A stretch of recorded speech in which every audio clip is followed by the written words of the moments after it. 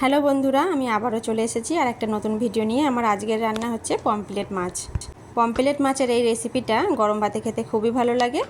তবে দেখে নাও কেমনভাবে আমি এটা রান্না করেছি। প্রথমেই মাছগুলোকে ধুয়ে ভালো করে জল ঝরিয়ে নিয়েছিলাম। তারপর আমি হাফ চামচ লেবুর রস আর হাফ চামচ নুন, হাফ চামচ হলুদ দিয়ে খুব ভালো করে মেখে কিছুক্ষণ রাখার পরে এটা আমি ভেজে নিচ্ছি। কিছুক্ষণ পর পর আমি এরকম উল্টে পাল্টে মাছটাকে ভেজে নেব। সাবধানে উল্টাতে হবে, এটা ভেঙে না যায়। এক পাশটা হয়ে গেছে, আমি আর এক পাশটা এরকম উল্টে দিচ্ছি। একটু কড়া করে মাছটাকে ভাজবো, আবারও আমি উল্টে দেব। এরকম উল্টে পাল্টে আমি মাছটাকে ভাজবো। দেখে মনে হচ্ছে যে মাছটা ভেঙে যাবে, কিন্তু এই মাছটা কিন্তু একদমই লাস্ট পর্যন্ত গোটাই ছিল। মাছগুলো তুলে নিয়ে ওই কড়াইতে দিলাম জিরা, একটা তেজপাতা আর একটা ছোটো এলাচ। এই মশলাগুলো একটু ভাজা ভাজা করে নিয়ে এর মধ্যে দিয়ে দিলাম একটা পেঁয়াজ বাটা। 4টে মাছের জন্য একটা পেঁয়াজ বাটা নিলেই হবে। এখানে কুচনো পেঁয়াজও ব্যবহার করা যাবে, তবে পেঁয়াজ বাটাটা দিলে গ্রেভিটা ভালো হয়। তার জন্য আমি আজকে পেঁয়াজ বাটা দিয়ে করলাম। পেঁয়াজের কাঁচা গন্ধটা চলে গেছে, এখন একটু ভাজা ভাজা হয়ে গেছে, কালারটাও চেঞ্জ হয়ে গেছে। তারপর আমি দিয়ে দিলাম আদা বাটা আর রসুন বাটা 1 চামচ করে দিয়েছি। অবশ্যই ছোটো চামচের 1 চামচ দিতে হবে। এবার পেঁয়াজের সাথে আদা রসুনটাও একটু নাড়াচাড়া করে ভেজে নিচ্ছি।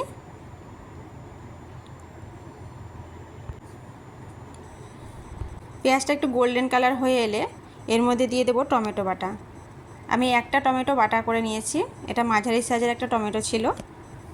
টমেটোটাও আমি আবারও ভেজে নেব মশলার সাথে খুব ভালো করে। টমেটোর কাঁচা গন্ধটা চলে যাবে। তারপরে দিতে হবে হলুদ, মানে আমি গুঁড়ো মশলাগুলো অ্যাড করবো এর মধ্যে। হাফ চামচ হলুদ আর হাফ চামচ নুন, হাফ চামচ জিরা গুঁড়ো, হাফ চামচ ধনে গুঁড়ো দিয়ে দেব। আবার খুব ভালো করে নাড়াচাড়া করে কষিয়ে নেব। আর দেব হাফ চামচ মতন কাশ্মীরি লাল লঙ্কার গুঁড়ো, আর দিলাম 4টে কাঁচা লঙ্কা। কাঁচা লঙ্কা ছোটো হলে 4টে, আর বড় কাঁচা লঙ্কা হলে 2টো দিলেই হবে।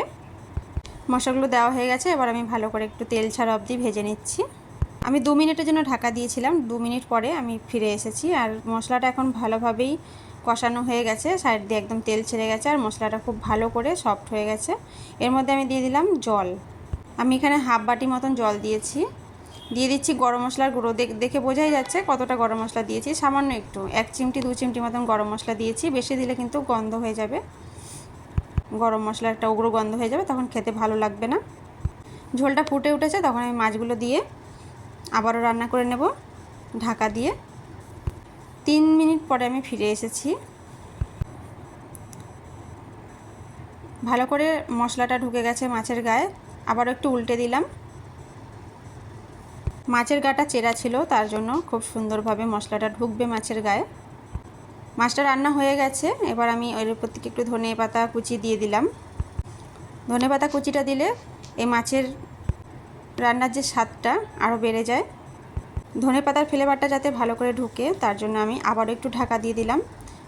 1-2 মিনিট পরে আমি আবারও ঢাকনাটা খুলে নিয়েছি। রান্নাটা এখন একদম কমপ্লিট হয়ে গেছে। এবার আমি নামিয়ে নেব। গরম গরম ভাতে পরিবেশন করার জন্য একদম রেডি মাছটা।